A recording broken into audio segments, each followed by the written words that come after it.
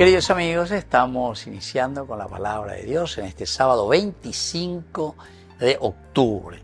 La carta siempre del apóstol San Pablo a los cristianos de Roma, capítulo 8, versículos 1 al 11. Hermanos, ya no hay condenación para aquellos que viven unidos a Cristo Jesús, porque la ley del Espíritu que da la vida te libró en Cristo Jesús de la ley del pecado y de la muerte. Lo que no podía hacer la ley, reducida a la impotencia por la carne, Dios lo hizo, enviando a su propio Hijo en una carne semejante a la del pecado y como víctima por el pecado. Así Él condenó al pecado de la carne para que la justicia de la ley se cumpliera en nosotros, que ya no vivimos conforme a la carne, sino al Espíritu. En efecto, los que viven según la carne desean lo que es carnal. En cambio, los que viven según el Espíritu desean lo que es espiritual. Queridos amigos, más claro que esto, solamente el agua. Pero hoy en este capítulo Pablo nos dice, ya no hay condenación para aquellos que viven unidos a Cristo. ¿Cómo nosotros vamos a recibir la salvación? ¿Cómo nosotros vamos a realizarnos esa salvación? El Yeshua, el Joshua, todo esto, el Teshua quiere decir, queridos amigos, liberación, realización, planificación como personas, que muchos lastimosamente eso lo buscan en el dinero, en el poder, en el placer, en la irrealización.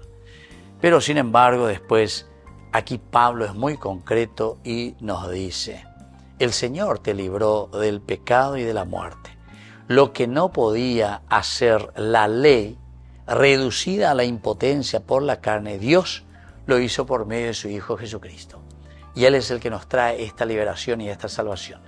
Y por eso, queridos amigos, como elemento conclusivo y como elemento de la lógica del pensamiento y reflexión de San Pablo nos dice, esto lo conseguimos solamente por la misericordia, el amor, la generosidad de Dios en Jesucristo, es decir, en su Hijo.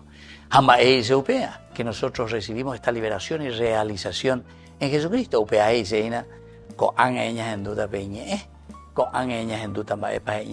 de su evangelio.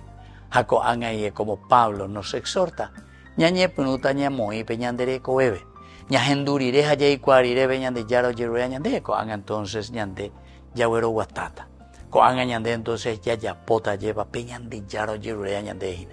un camino verdadero, un camino que nos ayuda a ser santos, nos ayuda a ser libres verdaderamente ante Dios. Y eso nos va a llevar a una redundancia, pero maravillosa, de poder ser felices, felices ya aquí en la tierra, realizándonos como personas de acuerdo al proyecto de salvación del Señor.